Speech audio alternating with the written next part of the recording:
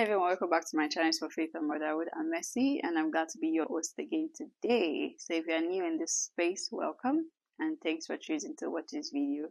Before we go on, please subscribe. Yes, I'd like you to subscribe to this channel. Let's keep this community growing. And if you have been in this space, thank you for your support as always. I do not take it for granted. So today I want to address something when it comes to parenting. So this is to parents and parents to be. We all can learn from this. So what is the topic? Know your child. They say that as a friend, you get to know your friend, but now as a parent, you get to know your child. And by knowing, I mean, what do they like? What are the items they play more with? What are the things they see more as engaging, in the midst of many things that you buy?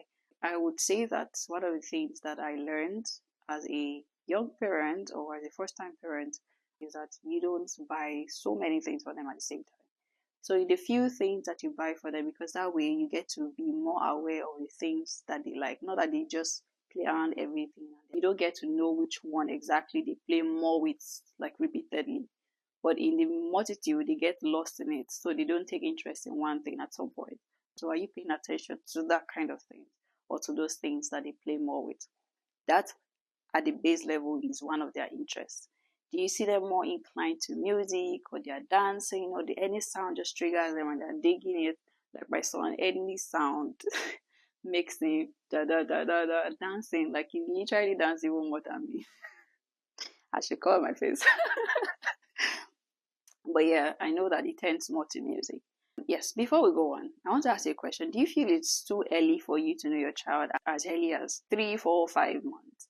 I would say no, because your child takes interest in these little things as early as possible. So be assured of your child as early as possible. So after you've gotten to know your child, after you've paid attention to the things they like, what else do you do? I would say the next thing for you to do is to create an enabling environment. Those things they like, invest more in it. So I remember when I was growing up, I liked music as well. So I would say my son took that from me, badly. And one of the things I salute my mom for is when she knew that I liked songs and music, and I told her I wanted a guitar. We didn't get it immediately, but at some point she got it for me. And she even got someone to tutor me in it. So the basic things I know with the guitar now. Thanks to my mom for it. So yes, I like that she paid attention to these things. Another thing I also liked growing up was art and craft. I would buy poster color, paint things, and she was open to me doing all of that. I know that I've watched some movies. I've not had any personal experience of that, maybe because my mom was very supportive of all those explorations. But I've also read or heard of people's story. For example, in Nigeria, if someone says, I want to be a footballer, maybe now they'll be more open, but before they will say, all your mates are doing this and that, hey, lawyer, doctor, all those top careers that we've tagged it top, which they are not necessarily top. But your child wants to do something entirely different. Are you paying attention to their interest, not your own interest? Your child's future is your child's future, not your own future. So I would say that it's important that we create an environment that enables their potential, the things they like. You see some children struggle in school, not because they're not wise or they don't have that capacity to learn. It's because their parents force them to do something entirely different from what they're interested in. And if you're like me, if I'm reading a book or doing something I don't have interest in, I am bored to my teeth. I am literally bored to my teeth. So I'm either sleeping off on it, or I'm yawning, or I've blacked out. When someone is talking to you and you're not interested, your head has silenced and muted the person. The person is talking, we're not hearing anything. And that's the way their head is. You have the ability to focus on the things you're interested in. So why don't you invest in the things that your child likes more, not what you like? So yes, create an enabling environment. In the process of creating an enabling environment, I know there are times where society might want to redefine it for you and you're asking yourself, is it still wise for me to not encourage my child to do this certain career? I would say that the destiny of that child is in your care. And so if the Lord has entrusted it to you, it means that you have the ability to make the right decisions. So it trusts that you would not choose to do something just because you feel like, but you would inquire of the Lord. So simultaneously, you know that your child likes it. You've created an environment. You've observed they are growing in it, but you're also working with the wisdom of God. So these two things has to work together.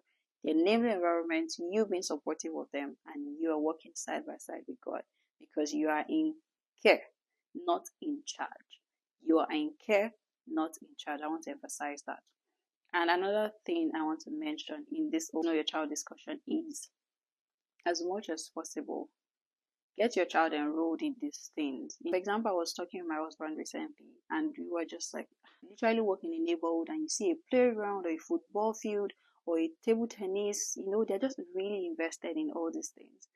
But yeah, it's because they know that these things are useful. So the society encourages that. Another thing I also respect about this country, at least the developed countries, is that there is no profession that is less. Here, even if you are just screwing something, you are honored in your profession. So let's redefine what we see as honored profession. Let's redefine what we've tagged as honorable professions and just let your child breathe. Let your child be encouraged in their formation and growth process to be able to choose wisely and to be able to walk in the counsel of God. That's why I said, as much as you know your child, you're also being aware what does God want them to do, and you're able to encourage, nudge them through it, not charge them in another direction entirely, where they end up struggling, and at the end of the day, you abuse them, you beat them up, and you just create a mess out of their life. No, it's just for us to care for the lives God has put in our care as parents. I pray that we will not make a waste of these destinies. I pray that we will not enforce the wrong thing in them, but we will be learners of our children and will take on this mantra to know our child. Yes. So thank you so much for being in the space once again. Do like, share, and subscribe. Have a lovely and blessed week. Bye.